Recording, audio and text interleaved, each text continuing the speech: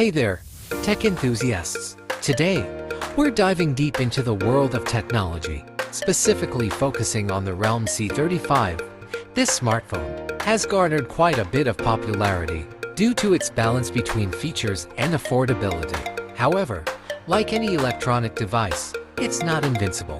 One common issue that users might face is a broken LCD screen, which can be both frustrating and inconvenient. But don't worry, we're here to guide you through the steps you can take if you encounter this problem. Before we get into the problem of a broken screen, let's quickly talk about the Realme C35 itself. It's a budget-friendly device that packs some great features for its price range. With a 6.6-inch Full HD Plus display, a 50 MP triple camera, and a 5000 mAh battery, it offers a solid user experience, making it a popular choice for many. However, despite its great features, the Realme C35, like any smartphone, is prone to damage, particularly when it comes to the screen. Common symptoms of a broken LCD screen. So, how do you know if your Realme C35's LCD screen is broken? There are a few telltale signs: cracks or visible damage.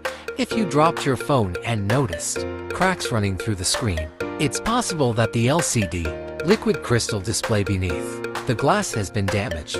Even if the cracks are small, they can impact the functionality of the display. Touchscreen not responding. If your screen isn't reacting to your touch, or if some parts are more responsive than others, this could indicate a broken LCD. Non-responsive touchscreen is one of the most obvious signs that something is wrong internally. If you're experiencing any of these issues, don't panic.